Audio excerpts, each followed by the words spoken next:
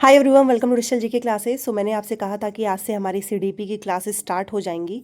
And आज जो है मैं आपको 30 क्वेश्चंस कराने वाली हूँ, जो कि सीटेट ने जो हमारा लास्ट एग्ज़ाम हुआ था ना दिसंबर में उसमें 30 क्वेश्चंस जो पूछे गए हैं पेपर 2 में। ठीक है।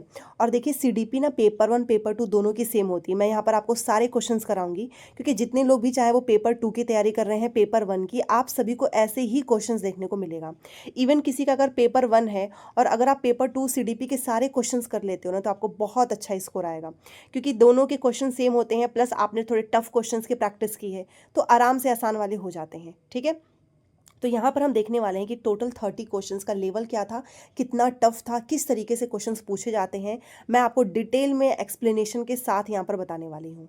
एंड नेक्स्ट क्लासेस हमारी फिर टॉपिक वाइज स्टार्ट हो जाएंगी। जो भी टॉपिक्स हैं सीटेट के सिलेबस में, उसके अकॉर्डिंग हम थ्योरी एंड प्रीवियस क्वेश्चंस करते रहेंगे। ठीक है। और रही बात नोट्स की, तो अभी सोशल साइंस का नोट्स आप ले सकते हो। सीडीपी के नोट्स का मैं सिलेबस का थोड़ा सा वेट कर रही हूँ। ठीक है। तो सीडीपी का नोट्स भी थोड़ा बना हुआ है, कुछ बन रहा है, तो जैसे कंप्लीट हो जाएगा मैं आपको टेलीग्राम पे बता दूंगी, जिसमें कंप्लीट थ्योरी आपको मिलेगी सीडीपी में। ठीक है। क्योंकि देखो, अगर आपने 30 नंबर, सीडीपी में बहुत आसान होता है, 30 में से 30 आ जाता है आराम से। मेरे खुद के जो है पेपर 2 पेपर 1 दोनों में सीडीपी में मेरे 30 में से 30 ही आए हैं। बहुत ही मैंने बेसिक सी चीज़ें की थी, बस प्रीवियस क्वेश्चंस को बार बार किया है, थ्योरी को बहुत अच्छे से पढ़ा था। और अगर आप इसमें 30 में से 30 लेकर आते हो, ठीक है, फॉर एग्जाम्पल आपने सीडीपी में 30 या 29 भी लेकर आ गए, ठीक है, मैं 30 ही लेकर चलती हूँ, क्योंकि टारगेट हमको हमेशा अपना ज़्यादा ही रखना है। एंड सोशल साइंस में मान लो 60 में से आप 50 लेकर आ गए, ठीक है, तो आप तो 80 नंबर यहीं पे लेकर आ गए ना, 80 नंबर। बाकी के अभी तो सब्जेक्ट्स बाकी हैं आपके, लैंग्वेज 1 लैंग्वेज 2। आराम से अच्छा स्कोर आएगा। जिनका भी टारगेट होगा ना 120 प्लस या फिर 130, आप सिर्फ सीडीपी और सोशल साइंस की हेल्प से इतना स्कोर कर सकते हो, क्योंकि 80 आपने यहाँ पर स्कोर कर लिया। आपका हिंदी और इंग्लिश, ठीक है, बहुत ही अगर मैं मिनिमम लेकर चलूँ तो 30-30 मान लो, हिंदी इंग्लिश दोनों का मान के चलते हैं 30। ठीक है, मैं एकदम कम ही लेकर चल रही हूँ। तो आप सोचो, आप आराम से 110 लेकर आएंगे। इसमें अगर 10 नंबर और बढ़ जाता है तो 120 हो जाएगा, क्योंकि स्कोरिंग सब्जेक्ट आपका सीडीपी है, सोशल साइंस है और लैंग्वेज। बेसिकली सबसे ज़्यादा स्कोरिंग सब्जेक्ट तो मैं यही कहूँगी कि सोशल साइंस एंड सीडीपी है। बाकी हिंदी इंग्लिश में आपको प्रैक्टिस करनी होती है पैसेज की। ये भी मैं स्टार्ट करने वाली हूँ पैसेज कराना। तो चलिए स्टार्ट करते हैं। पहली क्लास है तो अपना सपोर्ट बनाए रखो, like share subscribe and comments जरूर करना। देखिए, ये फिलहाल के लिए आप सोशल साइंस का नोट्स ले सकते हैं अगर आपको चाहिए तो बाल विकास व शिक्षा शास्त्र से, मतलब 30 नंबर का जो पेपर होता है, इसमें आपका ना थ्योरी से भी कुछ क्वेश्चंस पूछते हैं, जैसे कि जो पियाजे वाइगॉस्की एंड बाकी के जो पैडागॉजी वाला पोर्शन है वहाँ से क्वेश्चन पूछेगा। तो 1 से 30 हम पूरे इसमें करने वाले हैं। देखिए, बाइलिंगुअल है, हिंदी इंग्लिश दोनों में मैंने बहुत अच्छे से पीडीएफ तैयार किया है, ताकि किसी को कोई दिक्कत ना हो। Which of these statements would advocates of progressive education agree with. ठीक है, प्रगतिशील शिक्षा के हिमायती इनमें से किस कथन से सहमत होंगे। मतलब जो प्रगतिशील शिक्षा, बेसिकली आपको पता होना चाहिए कि प्रोग्रेसिव एजुकेशन क्या होता है। ठीक है, और यहाँ से सारे डाउट्स क्लियर होते जाएंगे। तो अगर आप प्रोग्रेसिव जो है एजुकेशन को अच्छा मानते हैं, तो इसमें से आप किससे जो है सपोर्ट करेंगे, कौन से स्टेटमेंट को। तो देखिए, मैं दोनों लाइन तो बार बार नहीं पढ़ सकती हूँ हिंदी इंग्लिश, नहीं तो वीडियोस काफ़ी लंबी हो जाएगी। तो आप यहाँ से इंग्लिश वाला भी पढ़ सकते हो, जिसे हिंदी में डिफिकल्टीज हो वो भी पढ़ सकते हैं। तो अगर हम प्रोग्रेसिव एजुकेशन को सपोर्ट करते हैं, तो पहला लिखा है कि बचपन एक अलग जीवन चरण है, जिसमें बच्चे के रूप में वे क्या हैं के बजाय वे वयस्कों के रूप में क्या बनेंगे ज़्यादा महत्व रखता है। मतलब कि जो बच्चे हैं, बेसिकली यहाँ पर ये बताया जा रहा है कि जो बचपन है वो एक अलग ही हमारा लाइफ का स्टेज होता है, जिसमें बच्चे के रूप में वे क्या है, मतलब बच्चा क्या है, इसके अलावा वो बड़े होकर क्या बनेगा। मतलब आप बच्चा जो है छोटा सा, आप उसी समय से आप देखो कि नहीं, ये आगे चल के इसको क्या बनना है, डॉक्टर बनना है, इंजीनियर बनना है। ये होता है प्रोग्रेसिव एजुकेशन, जो कि एकदम गलत है। ये ज़्यादा मैटर ही नहीं करता है। बच्चा खुद बड़ा होगा, आप उसको एजुकेशन अच्छा से दीजिए, वो खुद उस समय डिसाइड करेगा कि उसको किस चीज़ में इंटरेस्ट है। ठीक है। दूसरा ये लिखा है कि बच्चे ना नेचुरली काफ़ी अच्छे होते हैं, बट उनको ना हमारा जो समाज है वो करप्ट बना देता है। ये प्रोग्रेसिव एजुकेशन का है ही नहीं। तीसरा देखिए, बच्चे स्वाभाविक रूप से असभ्य होते हैं, मतलब वो होते ही हैं असभ्य, अनसिविलाइज्ड होते हैं, और उन्हें नैतिक मानव बनाने के लिए समाजीकरण आवश्यक है। और उनका सोशलाइजेशन, बेसिकली उनको जो मोरल, जो हम कुछ वैल्यूज़ वगैरह सिखाते हैं, इसके लिए क्या है, समाजीकरण, सोशलाइजेशन जो है वो आवश्यक है। क्या ये होता है प्रगतिशील एजुकेशन। एंड दूसरा देखिए लिखा हुआ है, बच्चे जो हैं children are born in social, cultural, economic context and this background influences their development। जी हाँ, एकदम सही चीज़ लिखा है कि बच्चा एक सामाजिक, सांस्कृतिक, आर्थिक संदर्भ में पैदा होता है। ठीक है, और यही सारे बैकग्राउंड कहीं ना कहीं उसके डेवलपमेंट को इफेक्ट करते हैं। देखो, अगर बच्चे को बहुत अच्छा एनवायरनमेंट मिला है, सारी चीज़ें अच्छे से मिली है, तो कहीं ना कहीं ये चांसेस बढ़ जाते हैं कि वो कुछ अच्छा करेगा आगे चलकर। मतलब कहीं ना कहीं ये जो हमारा सोशल बैकग्राउंड हो गया, कल्चरल हो गया, इकोनॉमिक कॉन्टेक्स्ट, ये सारी चीज़ें ना उसके डेवलपमेंट को इफेक्ट करती है, और यही होती है प्रोग्रेसिव एजुकेशन। ठीक है, ऑप्शन नंबर 4। तो जब भी आपसे क्वेश्चन पूछेगा प्रगतिशील शिक्षा से रिलेटेड, तो आपको पहले सारे ऑप्शंस को देखना है और इसमें से बेस्ट ऑप्शंस निकालना है, तभी जाकर आप कर पाओगे। So option number 4। ठीक है, अब यहाँ पर मैंने एक्सप्लेनेशन भी दिया हुआ है ताकि डाउट क्लियर हो जाए। तो प्रोग्रेसिव एजुकेशन यह मानती है कि बच्चे का जो विकास होता है, जो बच्चे का डेवलपमेंट होता है ना, वो इंडिविजुअल नहीं, मतलब सिर्फ व्यक्तिगत नहीं होता है, बल्कि सामाजिक, सांस्कृतिक परिस्थितियों से जुड़ा होता है। और आप ये भी जानते हो कि हर बच्चा अपने एनवायरनमेंट से सीखता है। हमने सुना भी है, हम कहते भी हैं ना कि बच्चे को अच्छा एनवायरनमेंट देना चाहिए। इवन आप बाहर में रह के अकेले पढ़ते हो, तो पेरेंट्स हमेशा बोलते हैं कि देखो, दोस्त अच्छे होने चाहिए। क्यों? क्योंकि हमारे दोस्त ही तो हमारा एनवायरनमेंट बनाते हैं ना। जैसा आपका एनवायरनमेंट होगा, आप उस अकॉर्डिंग सीखोगे। ठीक है, चलिए, ये पहला क्वेश्चन था। दूसरा क्वेश्चन देखिए, बहुत सारे क्वेश्चंस यहाँ पर, सारे 30 क्वेश्चंस मैं कराऊंगी एक ही क्लास में। ठीक है, change in emotion, self perception and interpersonal relationships with families, peers and friends are studied under which domain of development. मतलब यहाँ से पूछ रहा है कि जो विकास के जो आयाम के तहत जो भावनाएं होती हैं, हाथ हमारा जो सेल्फ परसेप्शन होता है, ठीक है, जो हमारी फैमिलीज़ हैं, फ्रेंड्स हैं, ठीक है, साथ ही दोस्त, इनके साथ जो पारस्परिक संबंधों में जो जो इनका बेसिकली जो पूरा हमारा एक इंटरपर्सनल जो रिलेशनशिप है, इस परिवर्तन का अध्ययन किस में किया जाता है। ठीक है, विच डोमेन ऑफ डेवलपमेंट। यहाँ पर लिखा है साइको सोशल, मनोसामाजिक, फिजिकल हो गया, कॉग्निटिव, कॉग्निटिव का मतलब तो ब्रेन से होता है। ठीक है, संज्ञानात्मक विकास, लिंग्विस्टिक, भाषाई। एलिमिनेट करना सीखिए। सबसे पहले तो लिंग्विस्टिक तो होगा नहीं, कॉग्निटिव भी होगा नहीं। ठीक है, अगर आपने थोड़ा बहुत भी क्वेश्चंस को जो है, अगर आप धीरे धीरे प्रैक्टिस करोगे तो आप पकड़ना खुद सीख लोगे कि यहाँ पर इमोशंस की बात हो रही है, चेंज इन इमोशंस, यहाँ पर सेल्फ परसेप्शन की बात हो रही है, interpersonal relationship with families, friends. ठीक है, तो ये सारी चीज़ें किस डोमेन हमारे का हिस्सा हो सकता है। ठीक है, तो वो होता है मनोसामाजिक, साइको सोशल। तो जब भी इमोशन की बात होगी, ठीक है, एक चीज़ याद रखिएगा, मैं आपको एक ट्रिक बता रही हूँ क्योंकि ये क्वेश्चंस बार बार पूछता है, तो उसका आंसर हमेशा आपका जो है साइको सोशल, मनोसामाजिक होगा। ठीक है, अब ये क्या होता है साइको सोशल, उसको समझिए। देखिए, जो साइको सोशल जो डेवलपमेंट होता है ना, वो इंसान का मतलब व्यक्ति के भावनात्मक, इमोशनल और सामाजिक, सोशल संबंधों से जुड़ा होता है। देखिए, हमारे सोशल बेसिकली जो रिलेटिव्स, फैमिलीज, फ्रेंड्स, ये सब क्या है, हम इन सभी से इमोशनली कनेक्ट हैं। ठीक है, और ये बताता है कि बच्चा दूसरे से कैसे जुड़ता है। ये सारी चीज़ें बताएंगे ना कि हम दूसरे लोगों से कैसे कनेक्ट करेंगे, उसकी खुद का सेल्फ कॉन्सेप्ट कैसा होगा, वह भावनात्मक रूप से कैसे विकसित होता है। ये होता है साइको सोशल डेवलपमेंट। और यहाँ पर इन्हीं सारी चीज़ों की तो बात हो रही है। आप यहाँ पर देखिए, ये अलग अलग डेवलपमेंट के आयाम ही तो बताए गए हैं यहाँ पर। जो इमोशंस हैं, जो सेल्फ हमारा परसेप्शन है, फैमिलीज़, इन सभी के बीच में जो इंटरेक्शंस हो रहा है, तो इसका हम अध्ययन जो करते हैं उसे क्या कहते हैं, मनोसामाजिक। ठीक है, तो इमोशन जब भी आएगा, साइको सोशल ही इसका आंसर होगा। Option number 2, sorry, option number 1। ठीक है, चलिए, अब तीसरा क्वेश्चन देखिए। ये भी बहुत अच्छे क्वेश्चंस पूछे गए थे।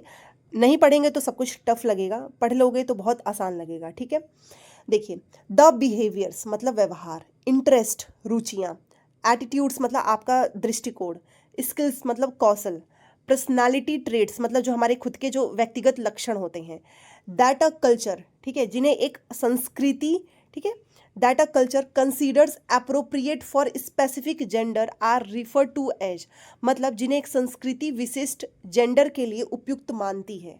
ठीक है, उन्हें किस रूप में संदर्भित किया जाता है और ये क्या होते हैं।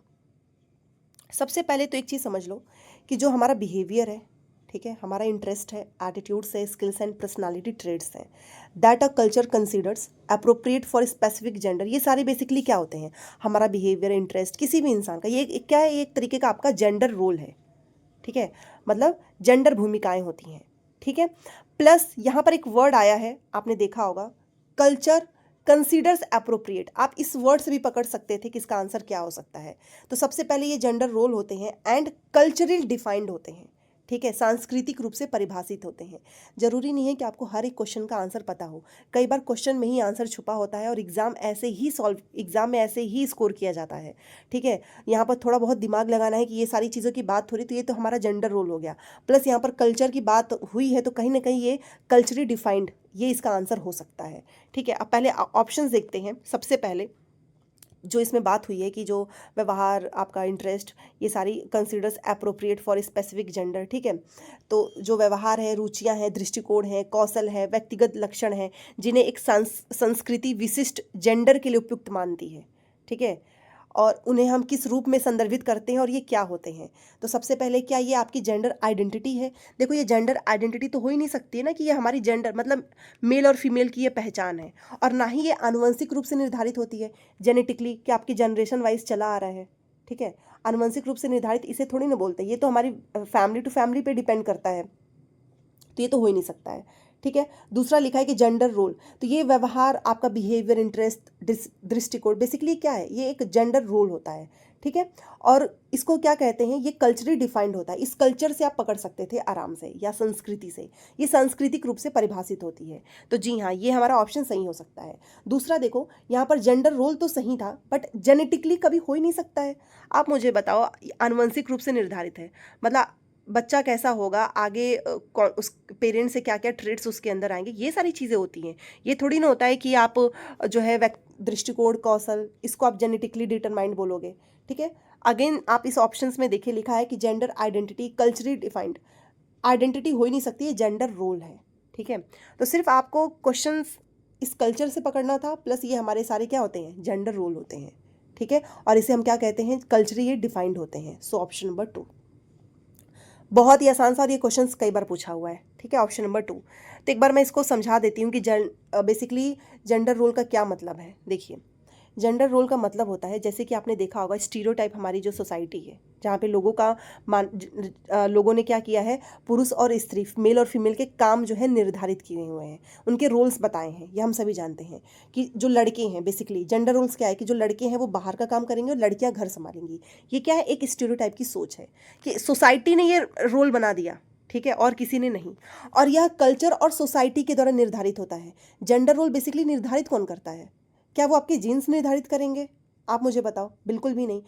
तो ये जो जेंडर रोल्स है वो कल्चर और सोसाइटी ने ही तो बताया है, इसी समाज ने बताया है, ठीक है।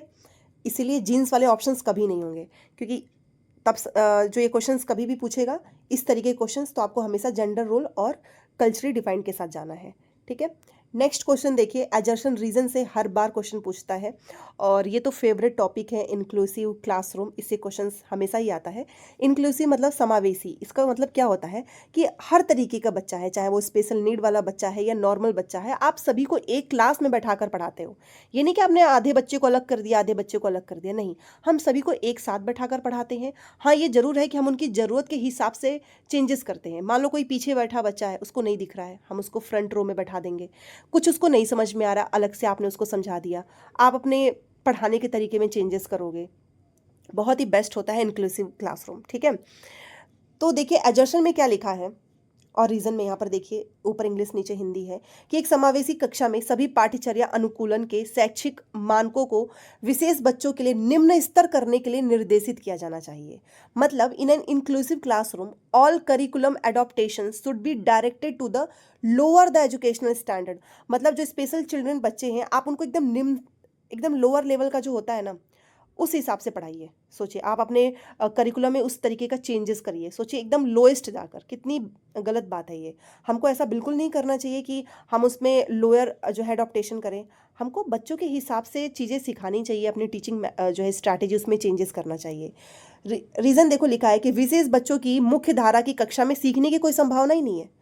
मतलब जो स्पेशल बच्चे हैं उनके अंदर कोई पोटेंशियल ही नहीं है कि वो मेन जो क्लासरूम होता है उसमें सीख सकें। तो फिर ये तो टीचर का फॉल्ट हुआ ना, दोनों ही गलत है, ठीक है। जो इसने यहाँ पर निम्न स्तर की बात कर दी इस क्वेश्चन में, यहाँ पर देखिए लोअर द एजुकेशनल स्टैंडर्ड, मतलब आप स्पेशल चिल्ड्रन को पढ़ाने के लिए आप अपने खुद के करिकुलम में जो है चेंजेस करिए और उसको एकदम निम्न निम्न स्तर का बना दीजिए, क्योंकि बच्चे तो हायर लेवल का सीख नहीं पाएंगे। दोनों चीज़ें गलत लिखी है कि बच्चों के अंदर तो कोई पोटेंशियल ही नहीं है कि वो मेन क्लास में सीख पाए। तो यहाँ तो हम बस दोनों ही गलत है, ठीक है, A and R false. Inclusive education का मतलब ही होता है कि विशेष बच्चों के लिए आपको स्टैंडर्ड को घटाना नहीं है, आपको आपका जो लेवल है ये नहीं कि आप उनके लिए एकदम निम्न स्तर पे चले जाएंगे, बल्कि आप उनकी ज़रूरत के अनुसार अपनी खुद की स्ट्रैटेजी में आप एडaptation लेकर आते हो, ठीक है। इंक्लूसिव क्लासरूम में शिक्षक को मेथड्स अडॉप्ट करने होते हैं, ना कि आप स्टैंडर्ड कम कर दो कि भाई इनके लिए तो एकदम लोअर स्टैंडर्ड लेकर आना है। ऐसा बिल्कुल नहीं करना चाहिए, ठीक है। चलिए, अब है सबसे फेवरेट टॉपिक जीन पियाजे सीटेड का, ठीक है। तो जीन पियाजे वाइगोस्की, सारे डाउट्स क्लियर हो जाएंगे। यहाँ से क्वेश्चन पूछा है कि एज पर Jean Piaget's theory of cognitive development, Jean पियाजे के संज्ञानात्मक विकास के सिद्धांत के अनुसार, देखिए जीन पियाजे ने कॉग्निटिव डेवलपमेंट पे थ्योरी दी है और इनकी थ्योरी 4 स्टेजेस में है, SPCF। आगे हम पढ़ेंगे, मैं थ्योरी वाली क्लासेस में कराऊंगी। Sensory motor, pre operational, concrete and formal, ठीक है। तो इन चारों थ्योरीज के बारे में इन्होंने बहुत सारी चीज़ें दी हैं, आगे हम पढ़ेंगे तो समझेंगे। तो बेसिकली इन्होंने जो कॉग्निटिव डेवलपमेंट दिया है, इस सिद्धांत के अनुसार यहाँ पर ऑप्शंस हैं, इसमें से आपको बताना है कि क्या होगा इनका आंसर। इन्होंने क्या दिया है, पहला, पूर्व ज्ञान सीखने की प्रक्रिया में कोई भूमिका नहीं निभाता है, क्या ये है इनके according. Biological factors such as maturation don't play any role in cognitive development, मतलब जो परिपक्वता है, ठीक है, जैसे जैविक कारक संज्ञानात्मक विकास में कोई भूमिका ही नहीं निभाते हैं। सीखने के अनुभव बच्चों की संज्ञानात्मक क्रियाओं के वर्तमान स्तर पर निर्भर करता है, मतलब आज प्रेजेंट में, ठीक है। अनुभव के माध्यम से सीखने की तुलना में रटने को प्राथमिकता देनी चाहिए, रटने वाली तो चीज़ें इन्होंने बताई ही नहीं है। तो अगर मैं इसकी बात करूं, जीन पियाजे की थ्योरी की बात करूं, तो इसका राइट आंसर हो जाएगा आपका, अभी आपने जीन पियाजे नहीं पढ़ा होगा तो मे भी आपको डिफिकल्ट लगे, बट जब आप पढ़ लोगे तो आपको आसान लगेगा। जीन पियाजे ने जो बताया है कॉग्निटिव डेवलपमेंट, इसके according learning experiences depend on children's current level of cognitive functioning, मतलब सीखने के जो अनुभव है वो बच्चों के संज्ञानात्मक क्रियाओं के वर्तमान जो लेवल है ना, करेंट लेवल, उस पर डिपेंड करता है इनकी थ्योरी के अकॉर्डिंग। Option number 3। अब ये क्या मतलब होता है वो देखिए, देखिए थ्योरी करेंगे तो बहुत अच्छे से समझ में आएगा। पियाजे ने बताया है, पियाजे ने जो थ्योरी दी है उसमें बच्चे को क्या कहा है, एक्टिव लर्नर कहा है, जो अनुभवों से ज्ञान का निर्माण करता है, ठीक है, ये इन्होंने बताया है। तो ऑप्शंस में वही तो लिखा है, सीखने के अनुभव बच्चों के संज्ञानात्मक क्रियाओं के वर्तमान स्तर पर निर्भर करता है। इन्होंने सीखना उसके संज्ञानात्मक स्तर मतलब कॉग्निटिव स्टेजेस पर डिपेंड करता है, ये इन्होंने बताया है। इनकी 4 स्टेजेस का नाम क्या है, sensory motor, pre operational, concrete, formal, SPCF, इसे याद रखिए। सीखने के अनुभव बच्चे की सोचने की क्षमता के अनुरूप होने चाहिए, ठीक है। तो इनकी थ्योरी ही है पूरी कहानी, तो आप आराम से कर लोगे। चलिए, अब नेक्स्ट क्वेश्चन जो है वो ले वाइगोस्की का कॉग्निटिव डेवलपमेंट है। ले वाइगोस्की की भी थ्योरी हम आगे पढ़ेंगे। तो यहाँ पर देखिए, जो ले वाइगोस्की है संज्ञानात्मक विकास को किस रूप में देखते हैं, ठीक है। पहला है कि पर्यावरण को प्रभावी रूप से अपनाने की प्रक्रिया है, और कोलैबोरेटिव प्रोसेस, और इंडिविजुअल एक्टिविटी, या फिर यूनिफाइड प्रोसेस। तो देखिए जो ले वाइगोस्की हैं वो कॉग्निटिव डेवलपमेंट को देखते हैं एज अ कोलैबोरेटिव प्रोसेस, एक सहयोगात्मक प्रक्रिया, ठीक है। याद कर लीजिए, मैं अभी इनकी बहुत सारी थ्योरीज हैं, मैं आपको पढ़ाऊंगी।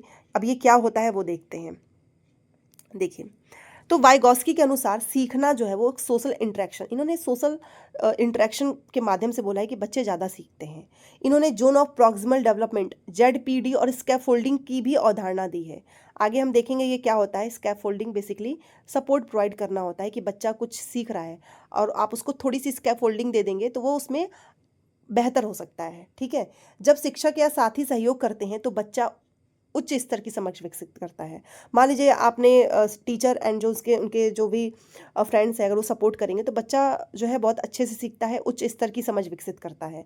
इसलिए उन्होंने कॉग्निटिव डेवलपमेंट को कोलैबोरेटिव प्रोसेस कहा है, ठीक है। तो इनकी थ्योरी में ही है ये सब कुछ। अगर आप इनकी थ्योरी अच्छे से पढ़ लोगे तो आप एक एक क्वेश्चन का आंसर बिना डाउट के आराम से करोगे, ठीक है। चलिए, बहुत सारे क्वेश्चंस हैं अभी। 7, भाषा और सोच प्रक्रिया के बीच संबंध का प्रस्ताव रखते हुए ले वाइगोस्की ने निम्नलिखित में से किस रूप में भाषा को बेसिकली अवधारणाबद्ध किया है। मतलब which while proposing the relationship between language and thinking process. देखो इन्होंने लैंग्वेज एंड थिंकिंग प्रोसेस की बात की है, तो वही पूछ रहा है कि किस रूप इसमें से ये सारे पढ़ने हैं आपको, और किस रूप में भाषा को इन्होंने कॉन्सेप्चुलाइज्ड किया है, अवधारणाबद्ध किया है। ठीक है, तो इनके अकॉर्डिंग क्या है, भाषा एक स्वतंत्र क्षेत्र है जो संज्ञान से संबंधित नहीं है। ये तो गलत हो गया, क्योंकि भाषा को तो इन्होंने बोला है कि हमारे कॉग्निशन से ही इसका रिलेशन है। ठीक है, दूसरा देखिए, भाषा एक सांस्कृतिक उपकरण है जो संज्ञान को कई तरीके से सुगम बनाता है। जब आप वाइगोस्की की थ्योरी पढ़ोगे ना, तो उसमें इन्होंने बोला है कि जो भाषा बेसिकली है ना, जो लैंग्वेज है, ठीक है, वो क्या है, एक कल्चरल टूल होता है जो कि संज्ञान को कई तरीके से सुगम बनाता है। ठीक है, तीसरा देखो, भाषा आत्म केंद्रित भाषा का एक रूप है जिसका प्रयोग केवल बुनियादी जरूरत को पूरा करने के लिए किया गया है। ये गलत है। ईगोसेंट्रिक स्पीच की बात पियाजे ने की है। और hindrance to the development of cognitive abilities, मतलब भाषा जो है वो संज्ञानात्मक क्षमता के विकास में बाधा डालती है। जी नहीं, इन्होंने तो ये बोला है कि भाषा बेसिकली एक क्या है, एक कल्चरल टूल है, और ये हमारे जो कॉग्निशन है इसको कई तरीके से सुगम बनाता है। ठीक है, ऑप्शन नंबर 2 ये सही होगा।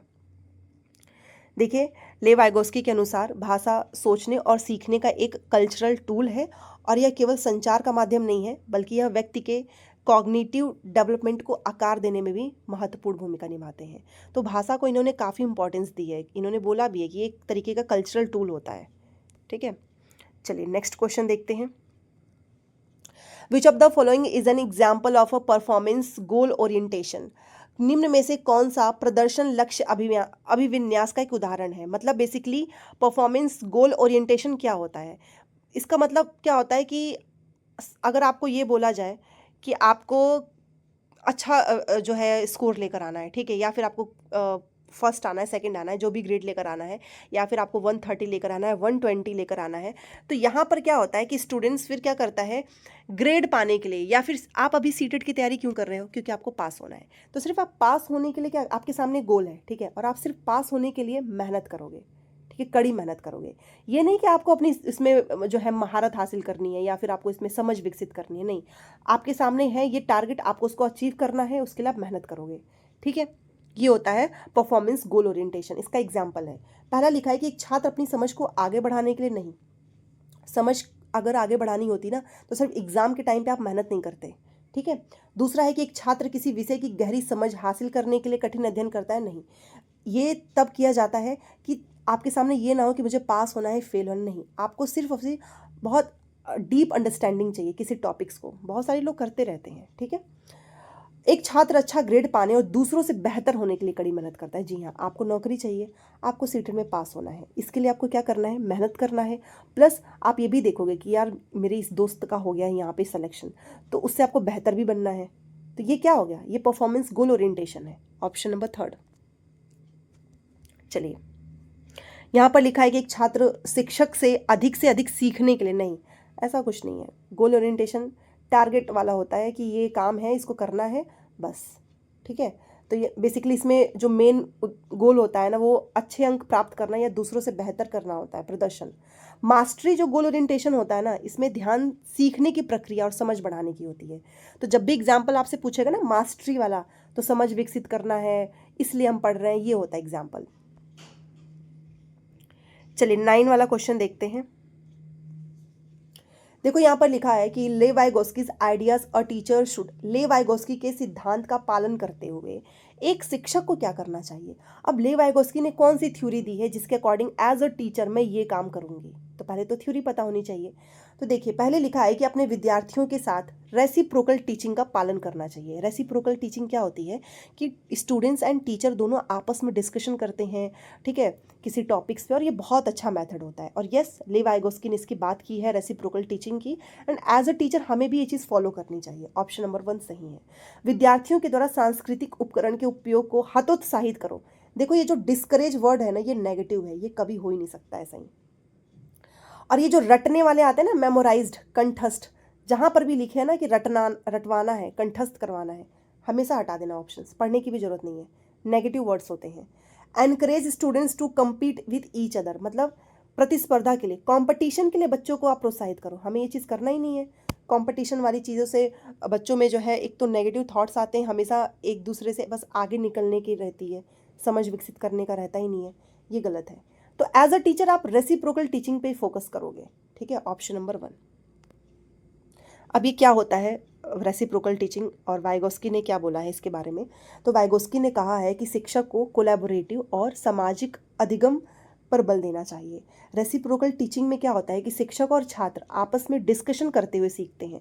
मतलब मैं और आप, हम दोनों क्या है, आपस में सीखेंगे, डिस्कशन करेंगे टॉपिक्स पे, जिससे जो जोन ऑफ प्रॉक्सिमल डेवलपमेंट है, ZPD भी ले वाइगोस्की ने दिया है, मैं आपको आगे बताऊंगी ये क्या होता है, ठीक है। तो ये काफ़ी आसान हो जाता है। तो रेसिप्रोकल टीचिंग ले वाइगोस्की के ही द्वारा दिया गया है और बेस्ट होता है। नेक्स्ट देखिए 10वां, which of the following are effective strategy to teach new concept? नई अवधारणा को पढ़ाने के लिए कौन सी प्रभावी रणनीति होती है? देखिए, जब भी आपको कोई नई चीज़ पढ़ानी हो ना, तो सबसे पहले तो एग्जाम्पल से पढ़ाओ, ठीक है, उदाहरण प्रस्तुत करो। कुछ नॉन एग्जाम्पल्स भी दीजिए, मतलब ये नहीं कि सिर्फ आप बुक्स में जो लिखा है वही एग्जाम्पल्स दे, आप बाहर के भी कुछ एग्जाम्पल्स दीजिए। एग्जाम्पल से क्या होता है ना कि बच्चे बहुत अच्छे से सोचते हैं, सीखते हैं, ठीक है। प्लस जो भी आप पढ़ा रहे हो उसके बीच में कनेक्ट करके रिलेशंस, मतलब कनेक्ट करके बताओ, ताकि बच्चे उसको अच्छे से सीखें। सिर्फ रटवाना, परिभाषा पढ़ाना, ये अच्छा नहीं होता है किसी भी न्यू कॉन्सेप्ट को पढ़ाने के लिए। तो यहाँ पर लिखा है उदाहरण प्रस्तुत करना, जी हाँ, एग्जाम्पल्स दीजिए। नॉन एग्जाम्पल्स मतलब गैर उदाहरण भी दीजिए, कुछ बुक से अलग हट के भी एग्जाम्पल्स आप दीजिए। Promoting thinking about relationship amongst concept, अवधारणा के बीच संबंधों के बारे में सोच को बढ़ावा देना, ये भी हमें करना चाहिए। याद करने के लिए प्रोत्साहित करना, ये हो ही नहीं सकता है, ये तीनों सही होगा, ठीक है। तो बेसिकली आपको जब भी कोई नई चीज़ पढ़ानी है तो एग्जाम्पल्स एंड नॉन एग्जाम्पल्स, इन दोनों का हमको यूज़ करना है, तभी जाकर आप बच्चों को बहुत अच्छे से समझा सकते हो। प्लस अगर deep understanding and concept formation को भी ये बढ़ावा देता है, ठीक है। चलिए नेक्स्ट देखिए 11 नंबर का है, in which of the following method teacher and student interchange their roles? निम्नलिखित में से किस विधि में शिक्षक और विद्यार्थी अपनी भूमिकाओं का विनिमय करते हैं? रेसिप्रोकल टीचिंग अभी हमने पढ़ा। रेसिप्रोकल टीचिंग इसलिए बेस्ट है क्योंकि यहाँ पर क्या है कि टीचर एंड स्टूडेंट्स क्या करते हैं, अपने खुद के जो रोल्स हैं इंटरचेंज करते हैं ना। ऐसा नहीं कि एज अ टीचर सिर्फ मैं बोलूँगी और आप सुनोगे, नहीं, आपस में मिलकर डिस्कशन होता है किसी भी टॉपिक्स पे। कंडीशनिंग लर्निंग रिसेप्टिव, मतलब रिसेप्टिव तो ये हो गया ना, मैं पढ़ा रही हूँ आप सिर्फ सुन रहे हो। एक्सपोजिटरी वर्णात्मक, मतलब डिटेल में सिर्फ जो है व्याख्यान हो रहा है, ये होगा नहीं। रेसिप्रोकल टीचिंग बेस्ट होगा, ठीक है। चलिए, तो रेसिप्रोकल टीचिंग में शिक्षक और विद्यार्थी बारी बारी से, मतलब दोनों भूमिका निभाते हैं, एक दूसरे से प्रश्न पूछते हैं, स्पष्टीकरण भी देते हैं और सारांश बनाते हैं। तो ये एक तरीके का कोलैबोरेटिव लर्निंग का भी एक फॉर्म है, ठीक है। चलिए अगला क्वेश्चन देखिए। देखो, फिज़ा जो है एक लड़की है और उसने ये विश्लेषण किया, मतलब हम खुद से एनालाइज करते हैं ना, अपनी गलतियों को पहचानते हैं, तो इसने भी एनालाइज किया कि एक एक्स विषय है, एक जेड विषय है। तो इसने ये एनालाइज किया कि उसे विषय एक्स, मतलब इसको सीखने में इस जेड की तुलना में इसमें ज़्यादा कठिनाई हो रही है, एक्स में। जेड के कंपेयर में उसको एक्स में ना, कोई सब्जेक्ट होगा, मैथ हो, हिंदी हो, इंग्लिश हो, जो भी हो, ठीक है, तो एक्स को सीखने में उसको ज़्यादा डिफिकल्टीज हो रही है। बट उसको जेड में कोई दिक्कत नहीं है, क्यों? क्योंकि जेड में उसको इंटरेस्ट है, जेड वाला जो सब्जेक्ट है, मान लो मैथ है, उसमें उसको इंटरेस्ट है, इसलिए वो इस पर फोकस कर पा रही है, इसको आसानी से सीख ले रही है। बट एक्स में उसको बड़ी दिक्कत हो रही है, ठीक है। तो निम्न में से कौन सी संरचना जो ऑप्शंस में दिया गया है वो फिजा की सोच का विश्लेषण करने की क्षमता का वर्णन करती है?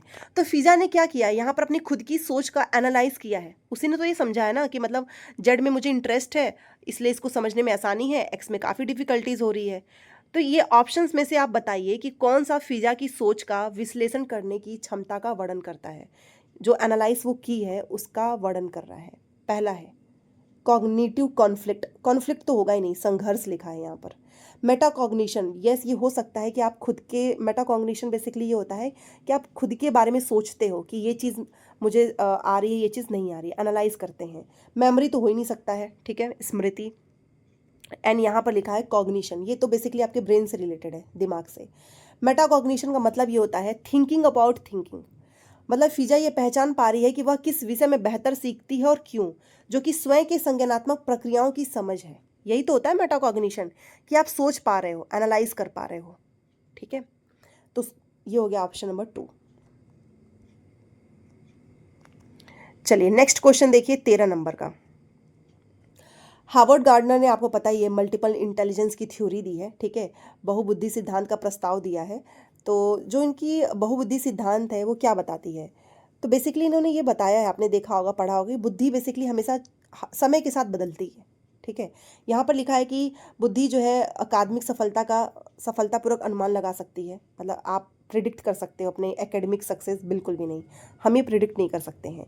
Intelligence changes over time, yes, समय के साथ बदलती है, ये इन्होंने कहा है, ठीक है। इंटेलिजेंस इज प्रिमरली इनहेरिटेड, बुद्धि मुख्य रूप से आनुवंशिक विरासत में मिलती है, नहीं, मुख्य रूप से जेनेटिक नहीं होता है, ठीक है।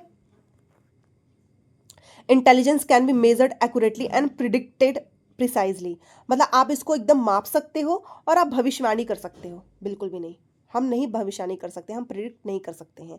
बुद्धि जो है वो चेंज होती है ओवर द टाइम, ठीक है। Option number 2। तो इनकी थ्योरी भी है, इन्होंने मल्टीपल इंटेलिजेंस की थ्योरी दी है, जैसे कि भाषिक, तार्किक, संगीतात्मक, शारीरिक, सामाजिक। और ये बुद्धियाँ जो है, इंटेलिजेंस है वो अनुभव, मतलब एक्सपीरियंस, एनवायरनमेंट और शिक्षा के प्रभाव से विकसित होता है, जो कि धीरे धीरे बदलेगा समय के साथ। नेक्स्ट हमारा 40 नंबर का है। While there exist possibilities of intra-group individual differences, yet most students with autism, देखिए ऑटिज्म के बारे में हम आगे पढ़ेंगे, जो अपने में ही लीन होते हैं, मतलब बेसिकली इनका जो, अगर कोई रूटीन होगा ना कि सुबह इतने बजे उठना है, शाम को इतने बजे ये काम करना है, तो ये बहुत ज़्यादा डिसिप्लिन, स्ट्रिक्ट हो जाते हैं अपने रूटीन को लेकर, उसी को फॉलो करेंगे। ये नया चेंज अडॉप्ट नहीं कर पाते हैं जल्दी ऑटिज्म वाले लोग, जो स्वलीनता होते हैं, ठीक है। तो वही लिखा है कि while there exist a possibility of intra group individual differences, yet most students with autism, तो आपको बताना है कि हालांकि अंतर समूह व्यक्तिगत भिन्नताओं की संभावना मौजूद है, फिर भी जो स्वलीनता वाले अधिकांश विद्यार्थी हैं उनको क्या फेस करना पड़ता है। तो यहाँ पर लिखा है कि perform superior skills of imaginative play, मतलब कल्पनाशील खेल के उच्चतर कौशलों का प्रदर्शन करते हैं। दूसरा है एक्वायर एडवांस सोशियो इमोशनल जो है रेसिप्रोसिटी, उन्नत सामाजिक भावनात्मक पारस्परिकता की उपलब्धि प्राप्त करते हैं। तीसरा लिखा है कि डिमॉन्स्ट्रेट एडवांस्ड कम्युनिकेशन स्किल्स, ठीक है, मतलब अच्छा एडवांस कम्युनिकेशन स्किल्स वो प्रदर्शित करते हैं। फोर लिखा है कि express strict adherence to routine और स्टेप्स, मतलब जो भी उनका दिनचर्या होगा या फिर जो भी उनका रूटीन होगा उसको बहुत ही स्ट्रिक्टली फॉलो करते हैं, सख्ती से पालन करते हैं। जी हाँ, जो ऑटिज्म वाले जो अधिकांश विद्यार्थी हैं ना, वो यही करते हैं, जो वो सेम रूटीन को फॉलो करते हैं, नया उसमें चेंज करते ही नहीं है, ठीक है। जैसे कि ये देखिए, स्वलीनता, हम जिसे ऑटिज्म बोलते हैं, ठीक है, से ग्रस्त अधिकांश बच्चे रूटीन और निश्चित क्रम में, जो भी उनका रूटीन होगा वो उसी ऑर्डर में फॉलो करेंगे, उसके प्रति वो काफ़ी सेंसिटिव होते हैं। वे परिवर्तन या फिर नई परिस्थितियों में, जैसे ही आप कोई नई कंडीशंस या नए चेंज करोगे ना, उनको बहुत ही अनकंफर्टेबल हो जाते हैं वो, और सामाजिक व भावनात्मक अंतःक्रिया में उनको काफ़ी डिफ़िकल्टीज होती है, ठीक है, ऑटिज्म वालों को। तो ये ऑप्शन नंबर 4 हो जाएगा। नेक्स्ट 15 वाला देखिए।